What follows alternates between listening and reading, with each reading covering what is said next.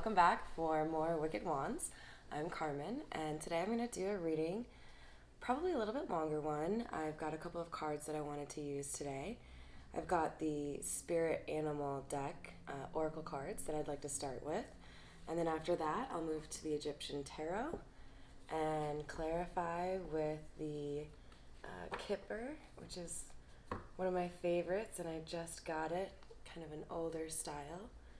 And then finish that off with the Angel Romance Oracle. So feeling kind of like there might be a little bit of a love message for someone out there. Oh, silly me. Gotta ask Spirit to come hang out. Alright. So let's get like 2 or 3 cards.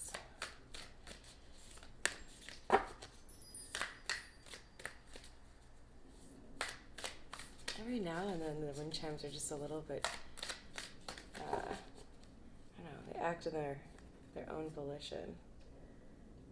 I don't think that's quite it.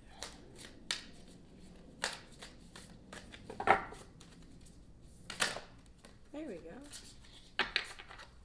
Alright, so we've got the Turtle Spirit, slow and steady wins the race. So I think this would pretty readily speak to the concept of staying dedicated and committed to whatever it is you're working towards. Don't lose sight on whatever the desired end result is, and make sure all of your decisions support your arriving at that goal.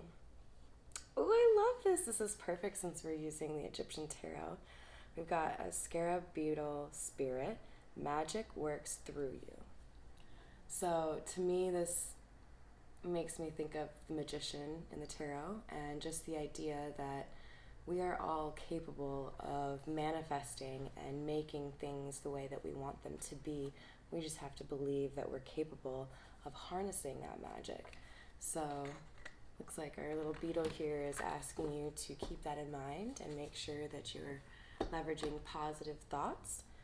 Try to avoid things like, I don't want a harmful relationship, or I don't want an abusive relationship, and instead focus on what you do want and think thoughts like, you know what, I'm ready for a mature relationship, a communicative relationship, whatever it is, focus on that in a positive way. Okay, like I said, it's time for the Egyptian Tarot.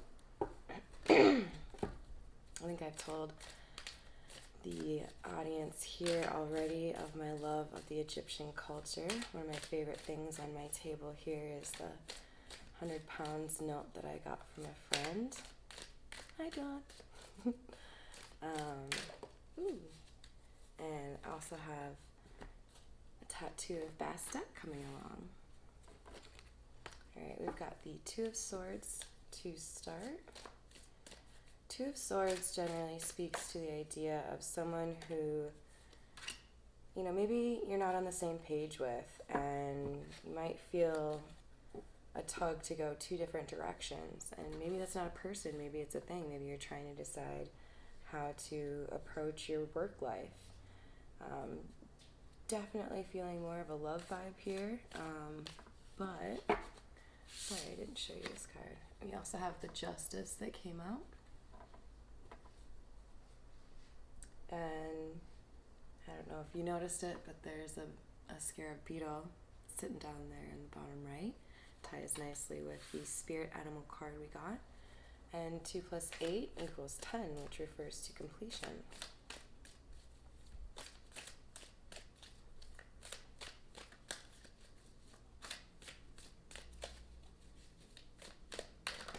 Ooh, there you go. Alright, so we also have the 5 of Cups. This card often speaks to the idea of spilt milk, worries over things in the past, kind of an inability to see the good in the current situation. And we've got another 5 right in a row after that, the 5 of Wands. The 5 of Wands can speak to people going against you, maybe talking about you, maybe sometimes putting spells. I don't get that vibe from this particular reading, though. I think it's more just like general chatter that's not even worth your time. And then the last card I really like is the Ten of Pentacles. So I'm sure if you've been watching a little bit of tarot, you know that pentacles speak to generally your finances, but can also refer to your stability. And having the Ten of Pentacles is definitely a good card to have, because it's speaking to the idea that you have everything that you need, you want for nothing. And there's our beetle again, you guys. So it looks like the progression here in the Egyptian tarot appears to be finding a direction, because if you're ending up at the Ten of Pentacles, I generally see whatever's to my right to be more of a future speaking card versus, you know, that on the left being the first one you read being more of the past.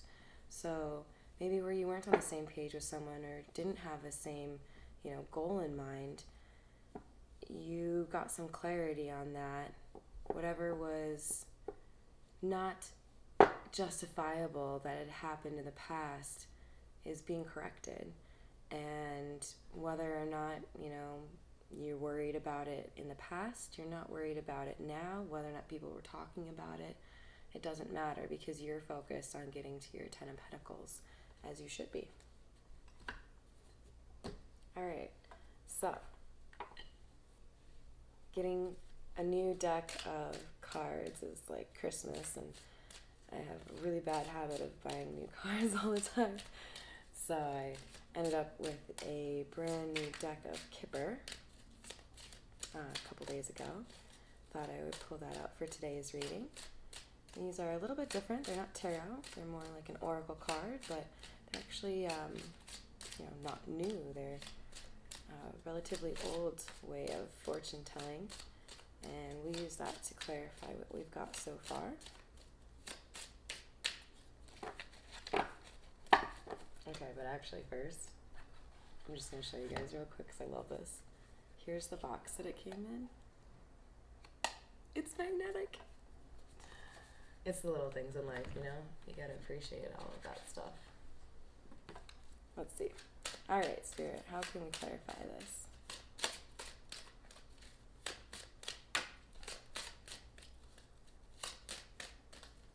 Why are the Two of Swords here?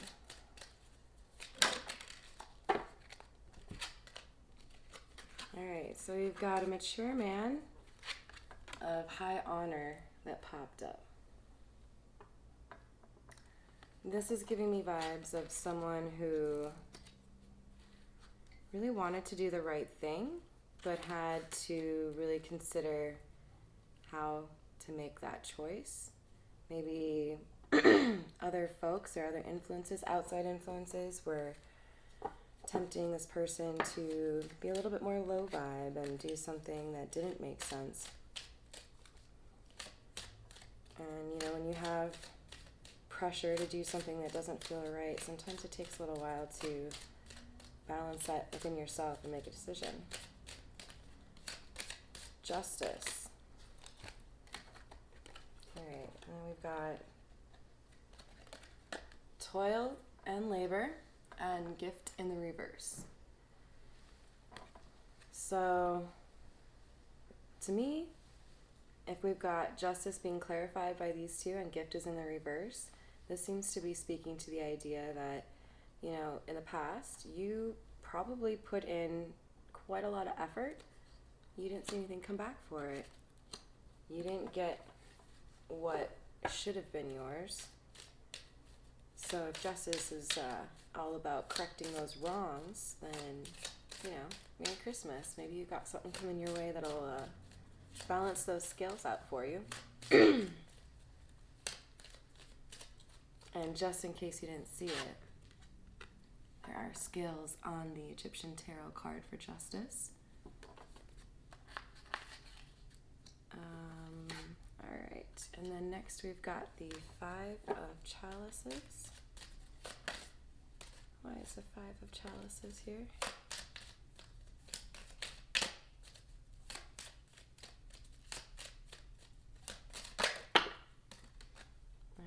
take despair. Well, yeah, that makes sense. Despair is what clarifies spilt milk. So, I mean, that makes sense to me. If you weren't getting, an equal give and take out of a situation, it probably felt pretty awful to be giving to something and not seeing anything for it, or at least not, feeling like your investment was worthwhile. Alright, why do we have the Five of Wands here?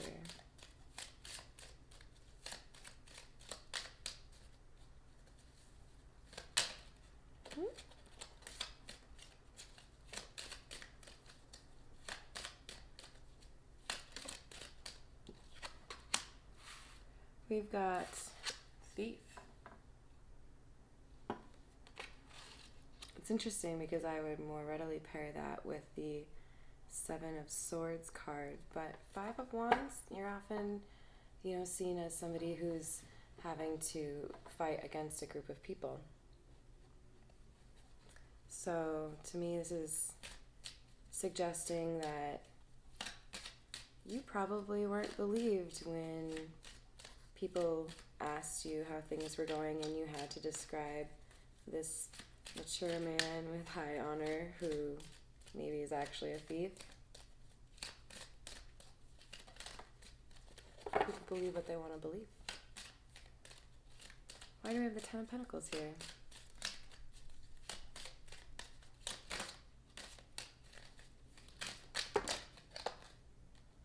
And I'll take what's facing up. We've got Wealthy Man. Oh, well, I'm kind of sensing that these are different dudes here. Wealthy Man seems to be a little bit sexier too. So, somebody fucked up in the past and now somebody's coming in to show you how it should be done. That sounds pretty good for a new year. Alright, last but not least, we've got the Angel Romance Oracle. It's funny because, I don't know if you noticed, these cards have the silver on the side of the cards, and these have the gold, so I feel like they're well matched. Alright, what else do you want my followers or subscribers to know, Spirit? Not too many.